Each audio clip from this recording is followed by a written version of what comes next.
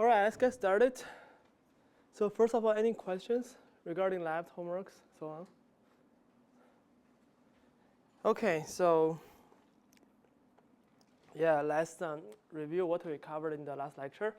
So in the last lecture, we start talking about the detection of signals in the AWGN channel. So basically, we just introduced what kind of a noise model that we will use in this class, right? So basically, what we're using here is a so-called AWGN channel. So meaning that noise, so meaning basically that, so this is a transmitted signal, right? So normally in our consideration, so it'll be binary, right? We'll cover a little bit when that are not binary, but now we just focus on their binary, okay? And the noise is added onto the signal, and then RT is our received signal, okay? And then we're gonna do some signal processing to estimate what message is transmitted, okay? And so basically our focus is on the noise, right? Here, I will assume the noise is a random process because it's a function of t here, right? So for a given t, for a given time slot,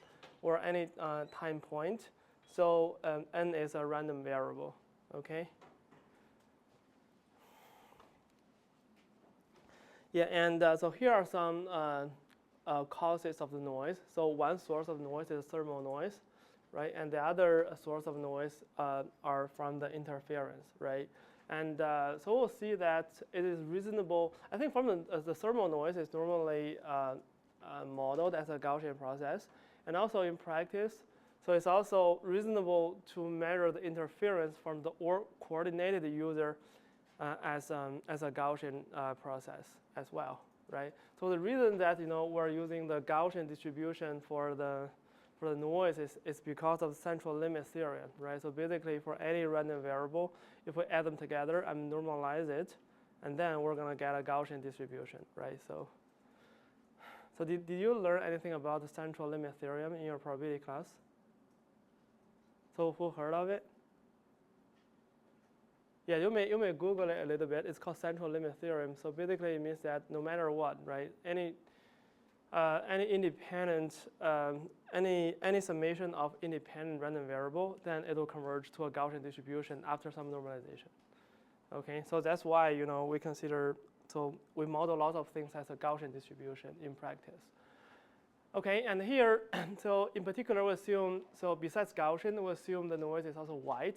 So white basically means that, it means that the power spectral density is a constant, right? So defined in this way. So this is a power spectral density, and the constant is n0 over 2 here, okay? And and from here you can see that, so in the frequency domain, it has equal frequency component everywhere in terms of power spectral density, right? It kind of consists of all the frequency component. That's why it's called white. So it's similar to the definition of white light, okay? And if we consider the compute the power here, so basically that equals to the integral of the power spectral density from the negative infinity to plus infinity, right? And then clearly, because it's constant everywhere, then that will converge to infinity, right? So it basically means that it's ideal, very ideal and simple model, but it's not possible in practice, right? And then the reason we still use this kind of model is that, so it's kind of very close to practice, right? As long as we don't consider the frequency from minus infinity to plus infinity, right? So for this kind of noise, right? So it's very flat in the frequency domain and up to the terahertz domain, right? Which is kind of the highest frequency that we consider in the wireless communication. And above it, it'll be optical communication. So it'll be very different in terms of the communication technology, right? And in addition, so we assume that all the system has a finite bandwidth, right? So we don't consider infinite bandwidth. Therefore, the integral would be finite, right? Then the noise power will be finite in practice.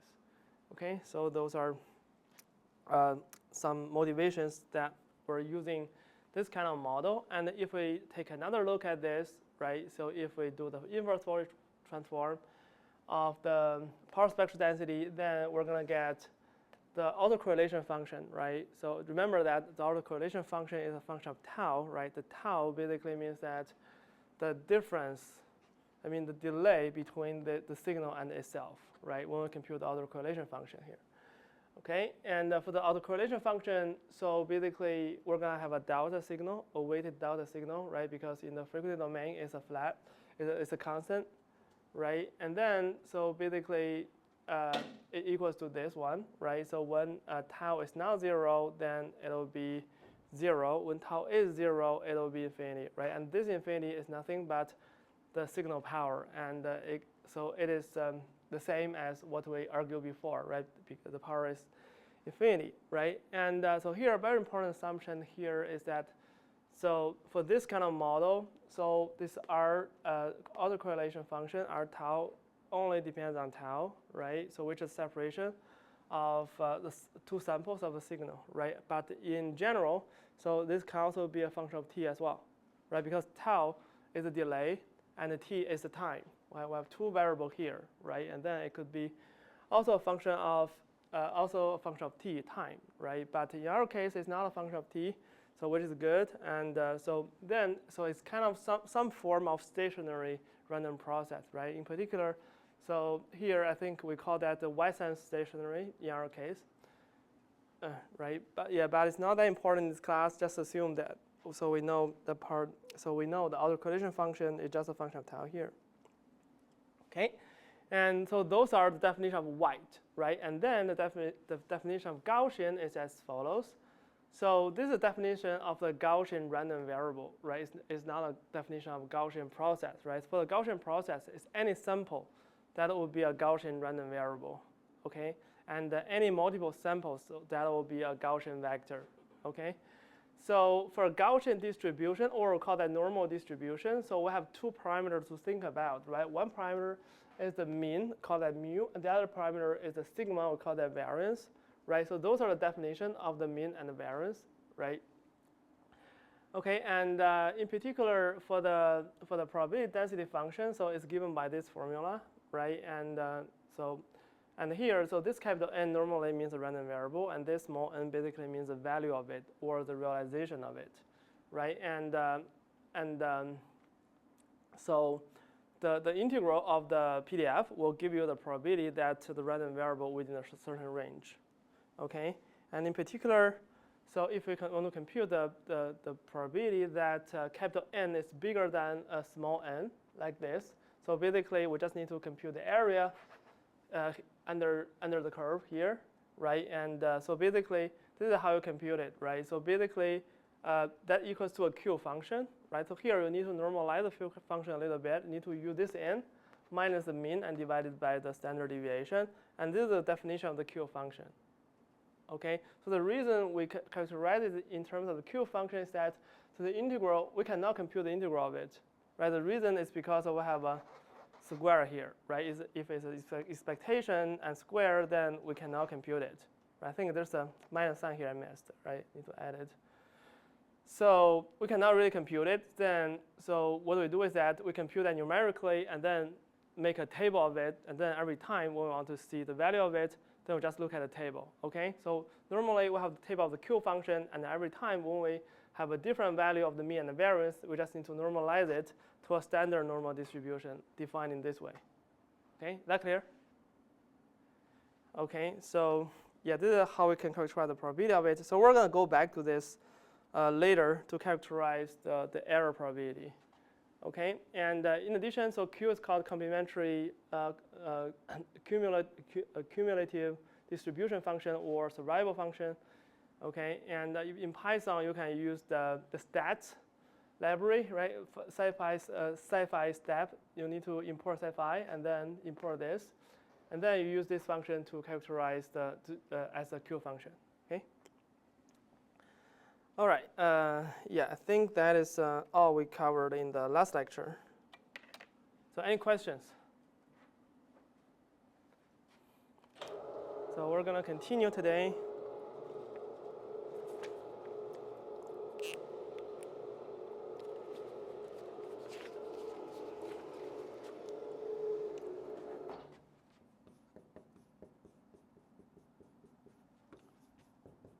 There's our lecture 32. And today we're going to cover continue cover the topic of the noise, right? So we'll have something left to talk about. And then, so cover the detection in the AWGN channel. Okay. Well, let's see the first part. So for the noise, we talk about what's the meaning of the white, right? What's the meaning of the Gaussian here, and then here we need to talk a little bit more on the processing of the noise, right? Because so the noise is added into the signal, right? And after receiving the noise, and then we may want to do some processing of the signal, right? And then when we do the processing of the signal, then we have to do that as well on the noise, right? So it's important to know, okay, for this kind of Gaussian process, then what happens if we do some processing on top of it, right? So will that still be a Gaussian process, or it will be some other distributions, right? So that's basically the idea. And we have a very nice conclusion here. So basically, we say that we claim that any linear processing of a Gaussian random process gives a Gaussian. Okay, so it will be still a Gaussian process. Okay, or if we do an integral of it, it will be a Gaussian random variable, right? That's why we just say it's a Gaussian. Either a Gaussian process or Gaussian random variable, right? So basically, it means as follows. So for example, let's say our input is a Gaussian random process, right? It's a noise. And then if we pass that through a filter, H, okay, and then I say the output is n tilde of t, and this n tilde of t is nothing but a Gaussian random process, okay? So any linear operation will be a Gaussian process, right? In particular, let's say, so in our class, we're going to consider something like this, right? Let's say if for this h of t, we consider a special case that is as follows. We multiply this with a constant, with a function ft, and this ft is not a random process, right? It's a fixed, it's a deterministic function, right? And then after that, we do an integral of it, right? And then we got a number here, right? This number would be a random variable, and this random variable will give us a Gaussian random variable, okay?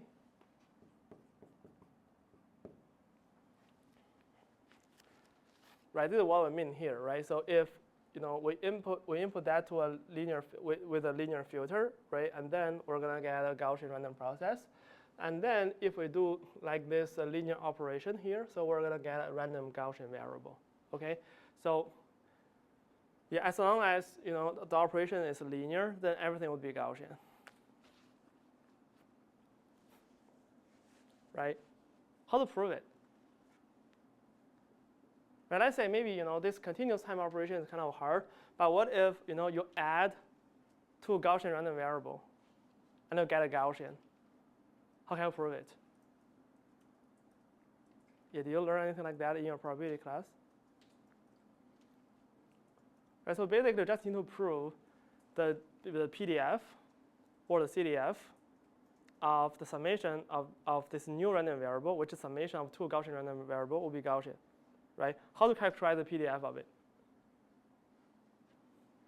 Let's say they're independent, for example.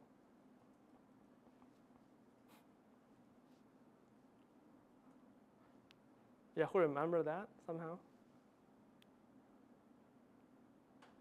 Yeah, so basically, if the two random variables are independent, then, and we know that, let's say we have one random variable x and the other random variable is y, and the PDF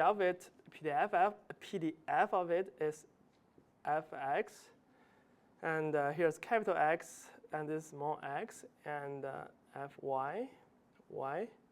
Then we have another random variable z, which is x plus y. Then how can you characterize the PDF of z? right? So basically, that's given by this guy convolutes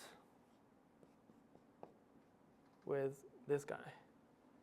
Okay, it's a convolution between these two PDF, and then you get this. Yeah, did that ring any bell? Or did you learn that before? Yeah. Do you mean z is equal to x plus y? Yes. Yeah. Because you have x plus z. What? You wrote x plus z on the board. Z is equal to x. Oh, yeah. Of course. X plus y, not x plus z. Yeah, it doesn't make any sense. Does it make sense? Yeah. If you forget it, just check it maybe on on Wikipedia. So it's not very hard to prove it, but so the reason I want to mention this a little bit is because so it's a convolution, right? It's kind of what you learned in the signal system, right? In probability, we also need to use convolution here, right? So to characterize the PDF of it, right? But anyway, so basically, if we do this, so we can see, okay, so the distribution of Z would be a Gaussian distribution as well, right? Yeah, this should be F, right? Gaussian distribution as well, and then so this kind of thing is just a generalization of it, right? Instead of sum, yeah, from here we can generalize it to infinite number of summation or very big number, and then it's just the integral, right? The idea is pretty much similar, right? Okay, great. So any linear operation on a Gaussian random process will give you a Gaussian. Okay. Okay, very good. And then we want to talk about another property here. So basically, this property is about the independent Gaussian variables, right? For Gaussian random variables, okay? So we have two concepts. One is uncorrelated, and the other is independent, okay? So let's see the definition for each of them, right? So first, let's see what is independent. Definition.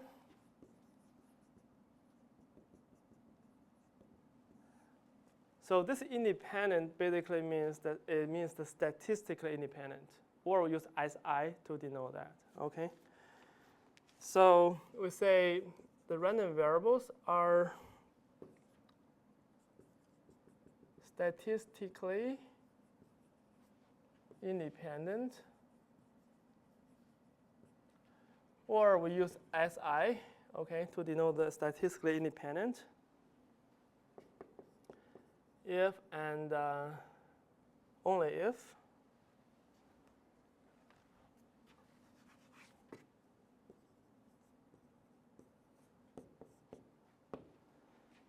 and only if, so the joint distribution of these two random variable x, y equals to fx times fy, right? The joint PDF equals to the multiplication of two individual marginal PDF, right? Then we say that's statistically independent.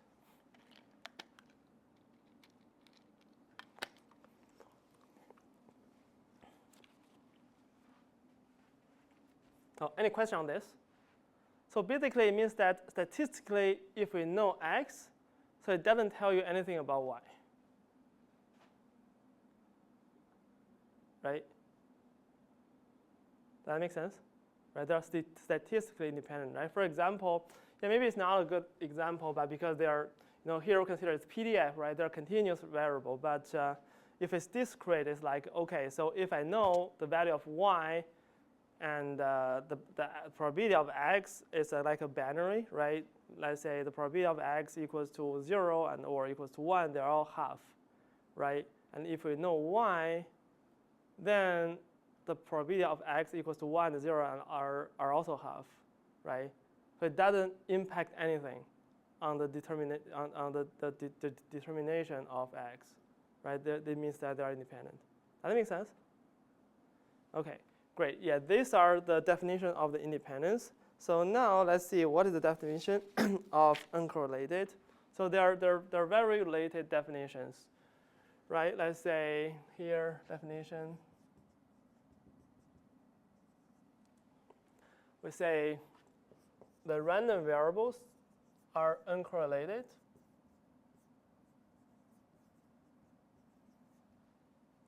if and only if. So basically, it means that the expectation of x minus its mean times the y minus the its mean, right? That equals to 0. Okay, so this is basically the definition of uncorrelated. Yeah, maybe from this formula it's not very unclear. Let's simplify this a little bit, right? So if we compute it, we can see that. So basically, yeah, you can compute it offline, but the result is like this. So the expectation of xy equals to mu x times mu y, right? So mu x and mu y basically means the expectation of x times the expectation of y, right? So from here, you can see that this is the meaning of it, right? So the expectation of x times y equals to expectation of x times expectation of y, okay? And here is in terms of PDF, so this equals to the individual one multiplied together, right? But for this one, it's only the expectation equals to the individual ones multiplied together, okay? Kind of similar but different, right? From the definition, you can see, so which one is stronger? Or means that, so which one can imply the other one? Yeah. Yeah, this is stronger, right? So if this is satisfied, so this can imply this one, right? But if you know that, in general, so you cannot go back, right? This cannot imply that. Okay, so this is stronger. Okay, but the nice thing about a Gaussian distribution is that in the Gaussian case, the uncorrelated and independent, so they are the same thing. So they imply each other. Okay, so the main reason of that is the Gaussian distribution is only determined by the mean and the variance, right? You can see the definition of the Gaussian distribution, right? It only related to its mean and variance, right? So you can prove it. It's not very hard to prove, but yeah, that's the idea, right? So for Gaussian case, they are equivalent. Okay, that clear? Yeah, that's a very important property of the Gaussian distribution and the Gaussian process. Okay, great. Yeah.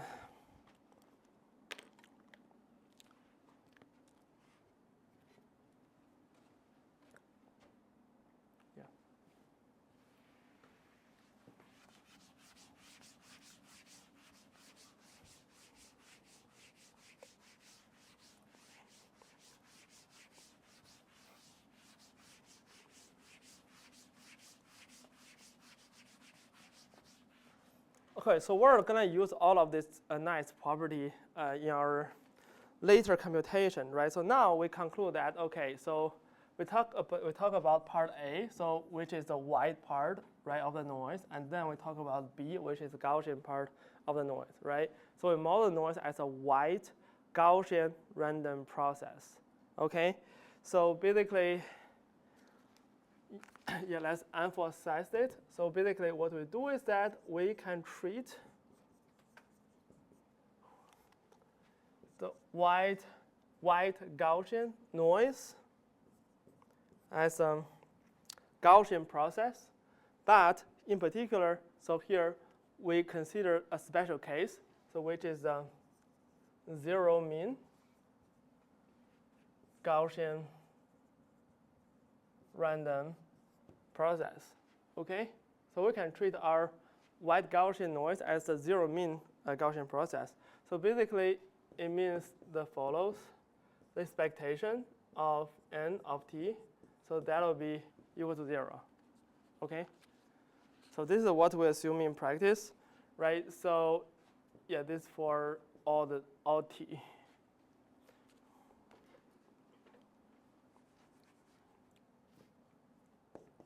Right?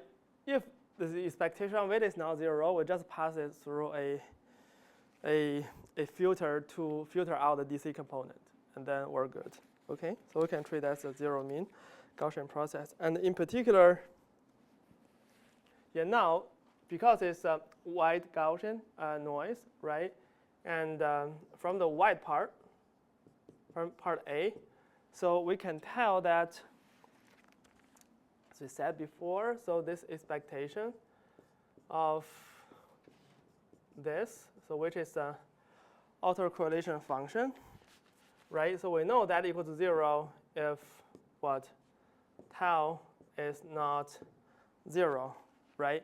And we also know that, so this guy equals to, yeah, because, so they are independent, right? So basically it equals to this guy. Sorry, yeah, it's same. They're autocorrelated, they're uncorrelated. So we know this guy and this guy, so they are the same, right? And so this basically means that they are uncorrelated.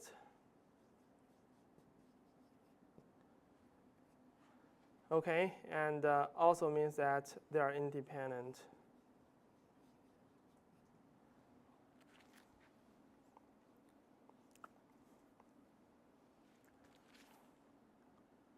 Okay, so because this equal to 0 and this equal to that, right? Why this equal to that?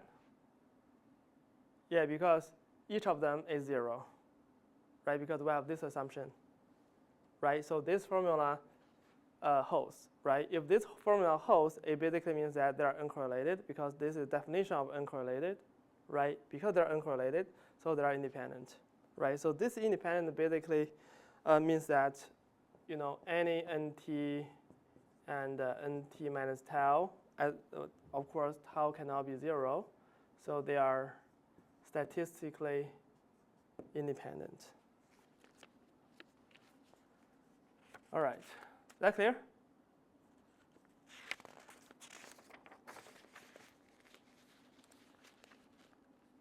All good? Okay, so yeah, so this is yeah, what we want to talk about the noise.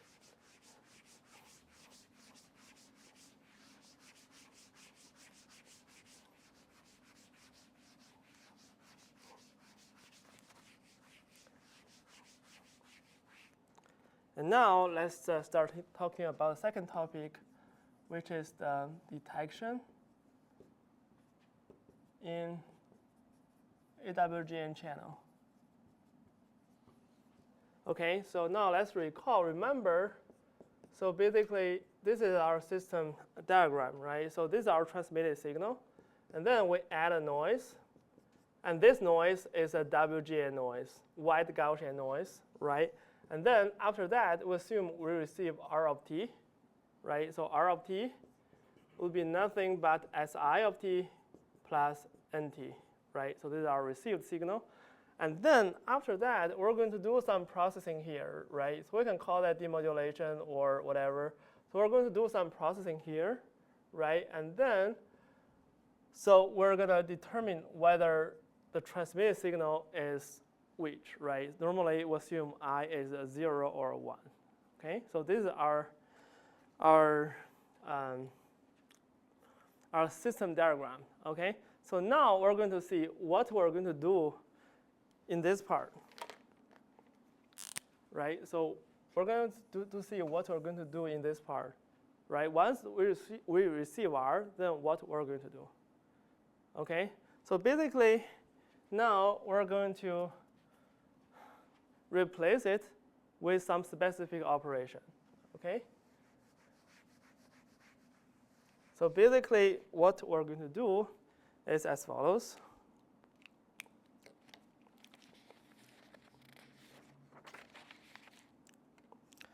So basically, after receiving R, yeah, maybe I'll use another color for it to emphasize.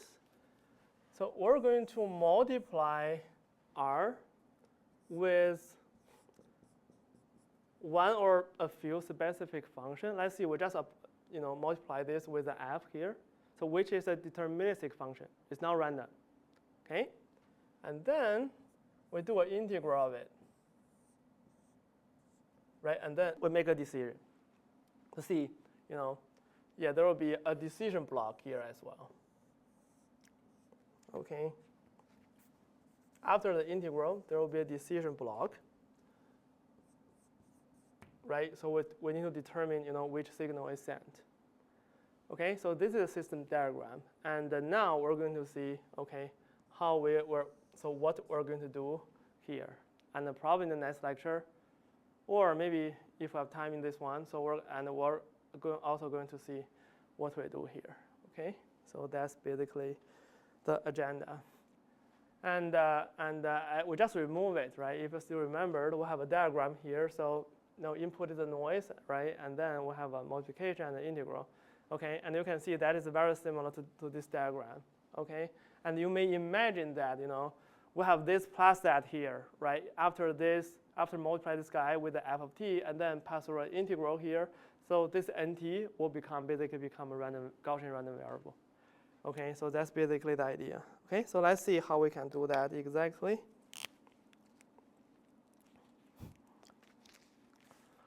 Okay, formally, so basically, we consider our received signal.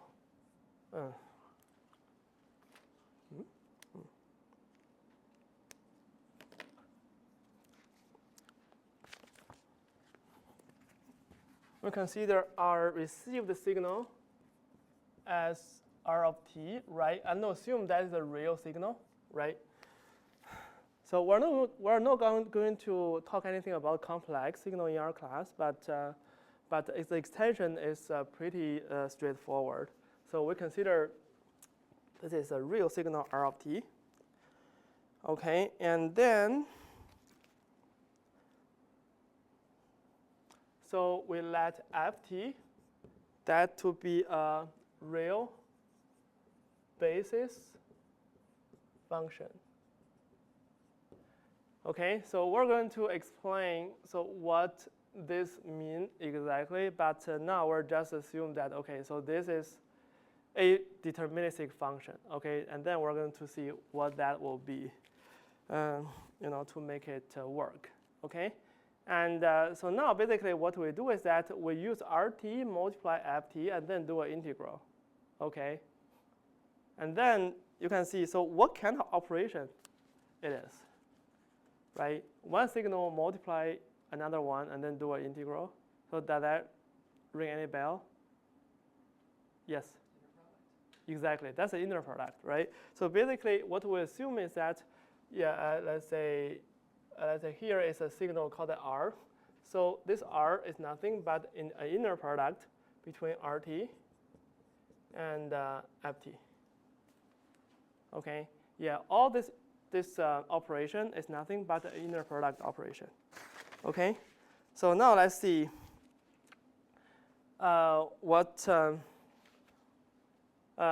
will happen if we do that, right? So basically, we're going to break it down to see. So to see what is R exactly. Okay, so now let's compute it. So basically, R equal to this guy. And this guy equals to RT equal to this plus that, right? So equals to SI plus NT, right? And then we do an inner product with this guy. Okay, and then so we have a summation here. We have break it, right? So in this case, so that equals to SIT, inner product between SIT and FT. Add the inner product between NT and FT. Okay, so it's this part plus this part. Okay, so now let's introduce some important notation here. So basically, we're going to denote that as SI. Okay, not SI of t, right? SI of t is this signal, but here it's just scalar value, SI. And we denote that as, what did I use? As capital N,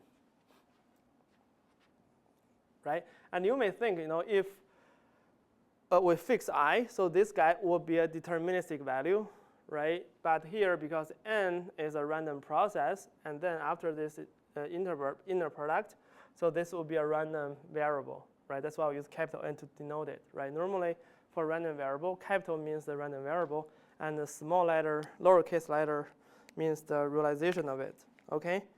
So now let's characterize the distribution of n, right? So what is the distribution of it? So we know NT is a random process with a mean of 0, okay? And we know NT is white, right? So this is what we know. And given this information, let's see whether we could characterize the distribution of this guy, okay? So yeah, let's do it here.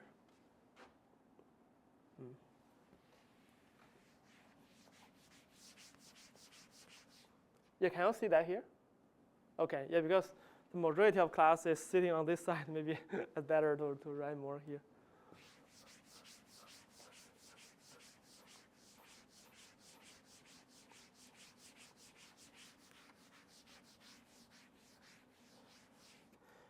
All right, so yeah, let's do this computation. So first, let's compute the mean. So by the way, so as we discussed before, okay, so this is the noise, and then we multiply this with ft, and then do the integral. It's a linear operation. So we know the distribution of this guy would be a Gaussian, right? So the only thing, so now we know it's a Gaussian, then the only thing we need to compute is the mean and the variance. And then we know the distribution of it, right?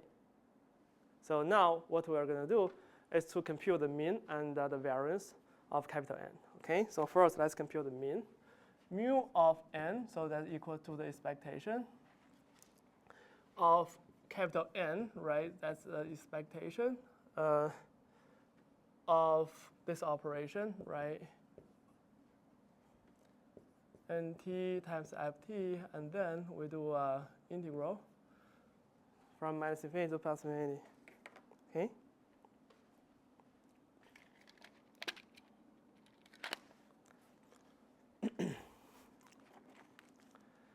All right, so normally when we see this kind of operation, so we just exchange the integral and the expectation, right?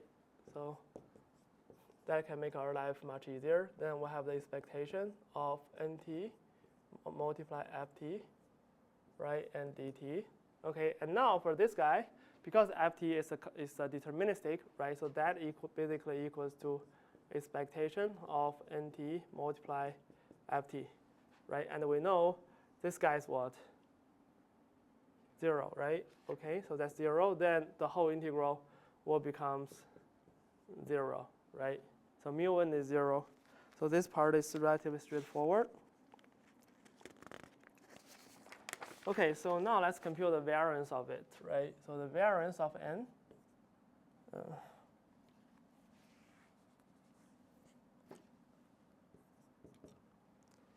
Okay, let's see how we could compute it. So the variance of n, the definition of it is this, right? So this is the definition of the variance. And we know mu of n is 0, right? So this is nothing but just n squared. Okay, so now let's compute it. So we know n equals to that, right? N squared is just the square of it, right? So we have a big square here, and inside is this one.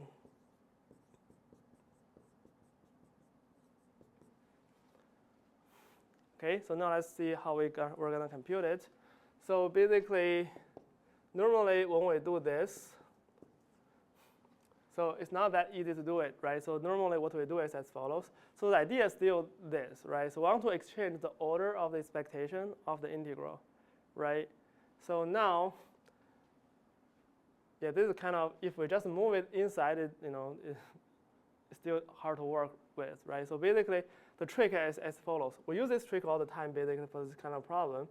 So we write this, as separate two integrals, okay? So basically, this equals to, let's say, nt ft dt. So this is one term. And then we're going to have another term with exactly the same thing, right? But So here, we don't use t anymore because the dummy variable can be anything. We just use u here and du, right? So we can write that in this way, right? Is that clear? Okay, and then we just can, because they are pretty much independent, we just write that as double integrals. Okay, so that's basically the most important trick here, right? So now we have a double integral,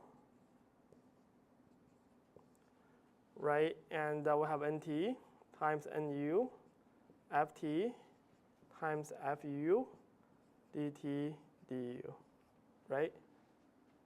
And now it is pretty much what we want. Okay, so now we have integral and we have expectation. We can exchange it. We move the expectation inside and see what we are going to get.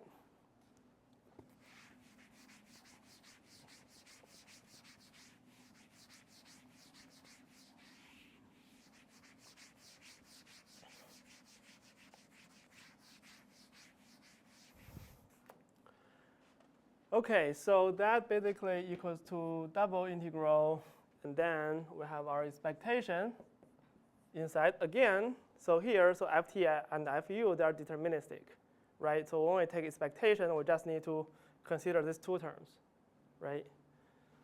So this is expectation of nt and nu, and ft, fu, dt, du, right?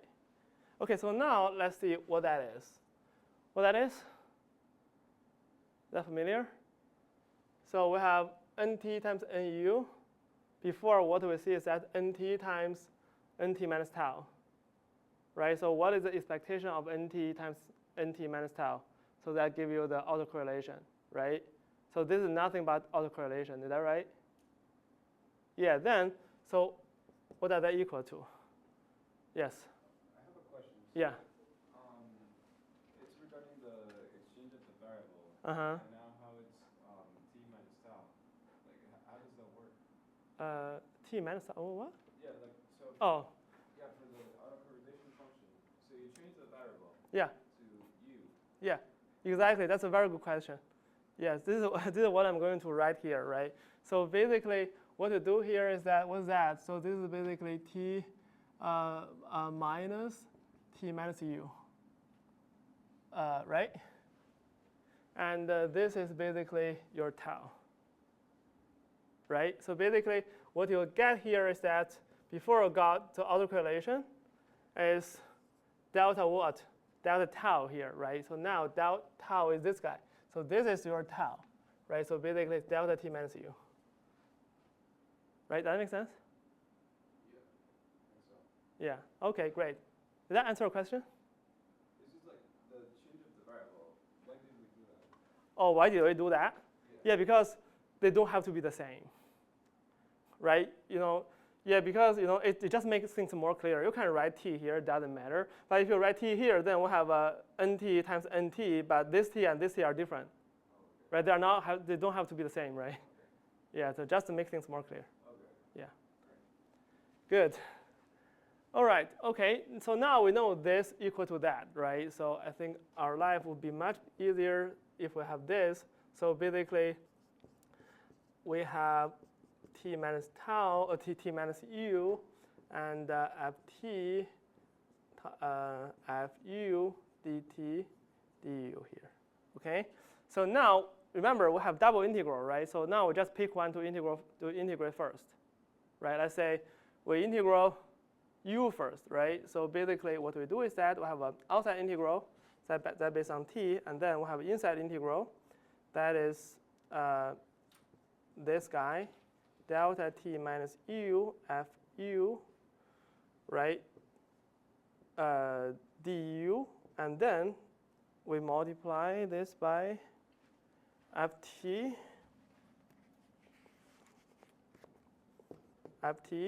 dt, right? Right, it's double integral, but all of this we treat t as a constant. We do the integral on u first, right? So this is what we get, and then it's a delta, right? And then by the sampling property of delta, so this guy equals to what?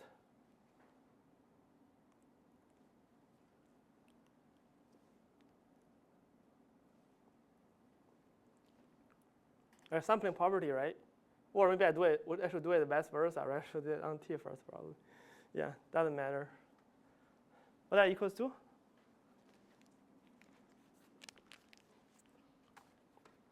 Right, the sampling property of delta, right? So basically, we just replace U by T, and then that'll be a result, right? So the first guy equals to N naught over 2 FT. Right, still remember this?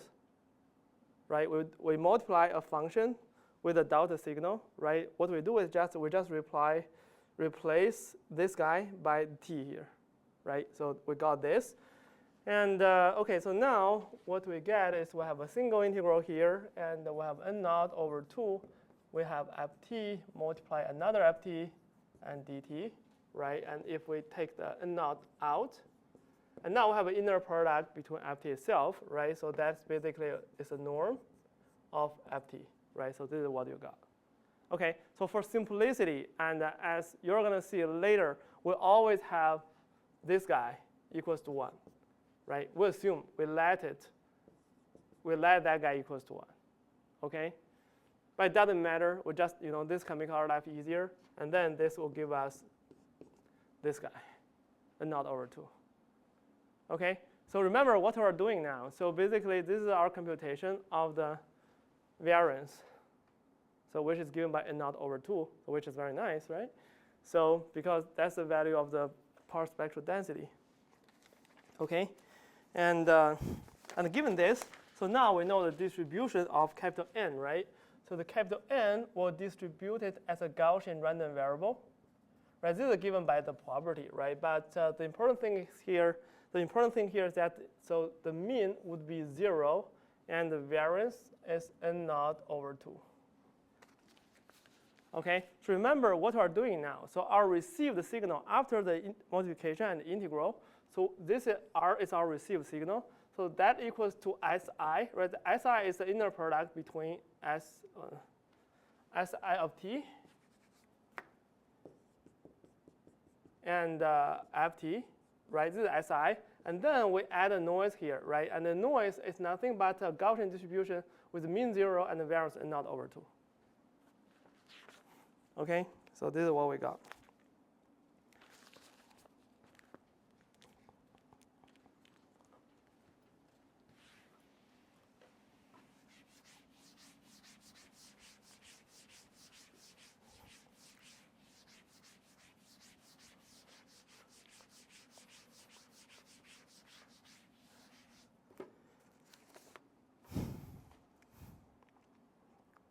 OK, so now let's take a look at an example.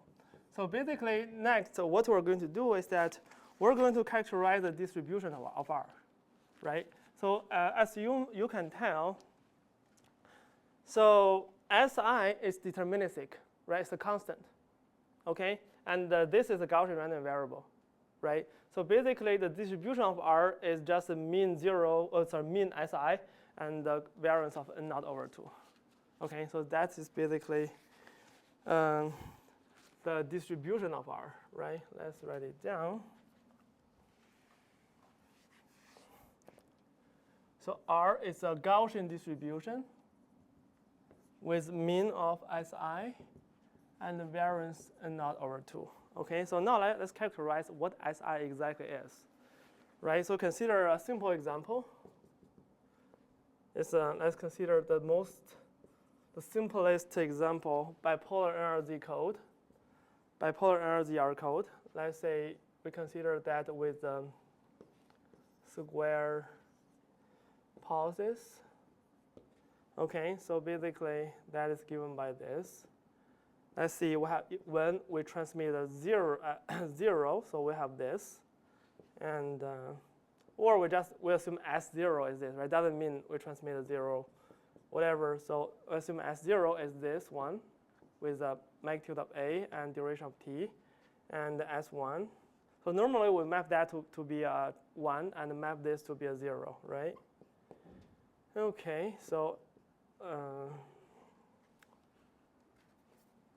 yeah, so this is the case. Okay, and then from here we can see that S0 equals to minus S1, right? So So in this case, we called this antipodal.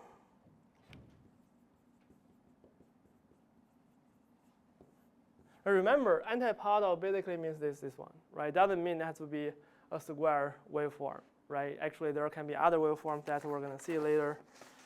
Okay, so now, in order to characterize what SI is, so we need to characterize what FT is, right? So can you think is a good FT here? So don't have time, but maybe I'll just introduce you FT and then we call it off for the day. So can you imagine a good FT? Let's say remember, so our goal is to design FT such that so this value is as large as possible, right? Because we add a noise on it, right? We want the signal to be big and noise to be small. So this is kind of the idea, right? And maybe it's kind of hard to design. It's kind of called matched filter, and we're not going to prove it. But actually, let's see whether it makes sense or not, right? A good option for f of t is as this.